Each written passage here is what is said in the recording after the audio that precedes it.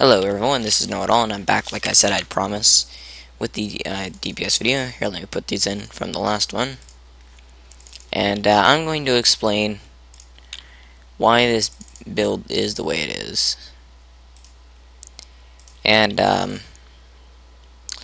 unfortunately, due to no one actually being in my group right now, it'll make it harder to show the healing aspect of it. I kind of wish they put like a golem where you could heal it and have the effects tested, but that's okay.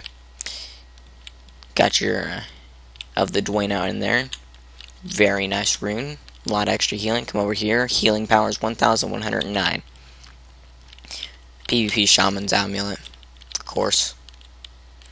Okay. Let's hope I'll make this jump this time. I'm kidding. I always make the jump. You will only know you're in trouble is when the guy starts screaming. If you didn't know that, now you do. I always kept these gauntlets. They look pretty cool. Okay, we're gonna come over here. And I'm gonna put my traits for the way I'm gonna use them. All symbols heal allies and Aegis heal. Why did I put that one there? I would of course use this one, Shield of Absorption, and then you can, like I said in the last video, you can either get all symbols heal allies or two-handed weapon skills recharge faster. I prefer this one because it gives me a lot more abilities than just symbols last sigils heal. If I really need to heal with that, I would just pop on my mace and shield and use that one. Okay, so we're in a fight. See, damage not all that impressive with your first ability. Point of the second ability is a fire resolve that can detonate heal allies, which is its real purpose. This is a buff and it's a buff and does damage to them. This channel's duration grants everyone around you might, all allies, and heals them. Now it hits a lot harder, of course. Line of warding is fun. I'll just be like this. Issue being, these golems don't generally move out of their spot unless you shoot them back with like a projectile. That's okay. Now, I'm warning you, this is not a solo build. Don't ever think this is a solo build. This is truly for support. While it is true, if you roll with this, you do gain a lot more survivability. I now am going to realize, I remember something.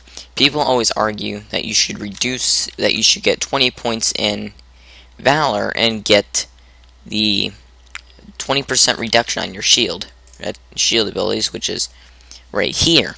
Well, 90 toughness. Let's put that in perspective for a second. What's my armor? I have 1,839 toughness. I got 3,000 armor. I have more armor than I know what to do with it. I'm a cleric. I'm a battle cleric at this point. You're not going to miss that 90 toughness. You're really not. That's just ridiculous right there. You don't need that much. So, I find that kind of pointless. And it's on two abilities. 20% of 30, 1/5 of 30 is 6. You have 24 seconds on that. No matter how you look at it, it's not much of a difference. And this brings it down to 38 seconds. It lasts 4 seconds. And the effect goes after the shield effect wears off. So, it's really not that useful compared to your Shield of the Avenger, which lasts 30 seconds now with the 48-second cooldown. Not to mention, when you get dropped, you have a symbol of wrath when your health gets too low. And depending on how you did these, you could just remove this and put they all heal you. All symbols heal allies. And there you go. It's just as efficient, if not better, build. But this is mostly for bubbles, and it's used for group support, and not so much as the healing. Well, it does get great healing. Let's put this real quick.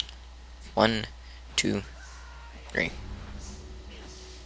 Now, technically, this is a healing ability, yet your armor does not activate it, which I kind of find to be dumb, but it's understandable because that would be an extremely high amount of healing. Mace is definitely, when you're trying to solo with this build, this is what you would use. Or you want to get some extra healing going with this, and you want your extra protection, you just go bam, and then detonate it and does the healing. It's very good. let's go challenge something. Let's go challenge a spawner over here. Heads up, there's no way I'm expecting to actually win this battle. Maybe I should start with something smaller. Spawner is not meant to be killed. I've only ever killed him was a experimental ability of the warrior once. Okay, so I'm gonna bring these guys, and one of them is a mage. Mage just shot his friend with lightning.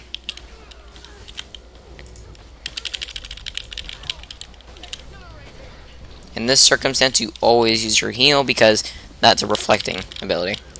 Now,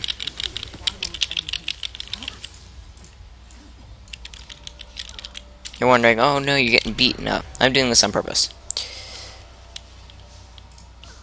Pop the heal, and kill him.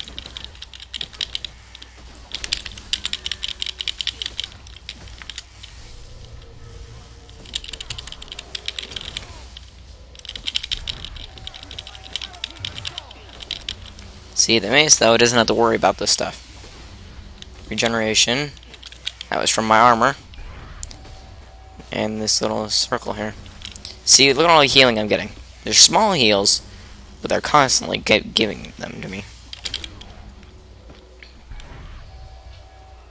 See, mace very superior to solo ability. Now, this reflects all projectiles. Not every ranged attack has projectiles. For instance, the what do you call them? Mesmer's greatsword beam attack, not a projectile. But when they throw the sword, or they use the scepter attacks, that's a projectile. So you can theoretically get your own clone. Now the Shield of the Avenger, one of the probably the bread and butter of this build, does not have a knockback. But as long as you're near it, you will not have to worry about getting hurt. Unfortunately, they're like casters over there.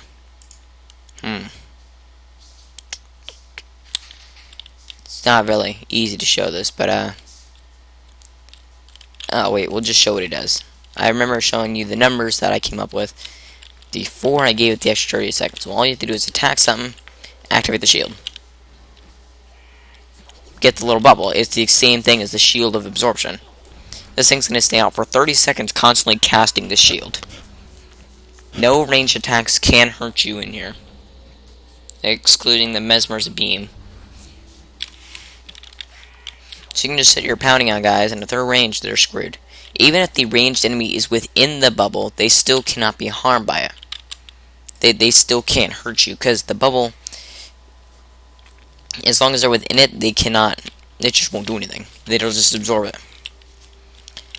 Tome of Courage, I would have shown you the racial elite, but you can't. So, Tome of Courage, let's give a quick breakdown. You have 20 seconds in here. Heal allies in the target area. Spammable move. Release ribbons that bounces to nearby allies carrying one condition. Not that good. Grant a protection and regeneration to all allies in the cone. Big cone. Pacify, dazing the enemies, and 100% heal to 5 allies.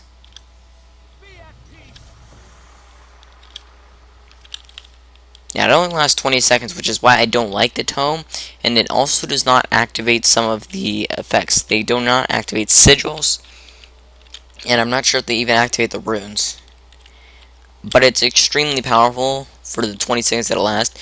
I don't like it how it's a 30-second cooldown, though, and you're still going to get your butt kicked in it. And you do get the protection, but I think it only lasts. It doesn't seem to even last the entire duration. So I don't like the Tome of Courage, but if you're truly in like a dungeon, you will roll with the Tome of Courage over any other racial elite. And thank you for watching my little episode of showing you guys my we're gonna call it the Bubble Master build. Thank you for watching. If you have any questions, just post in the comments below, and I will be here watching. Epic. Not really.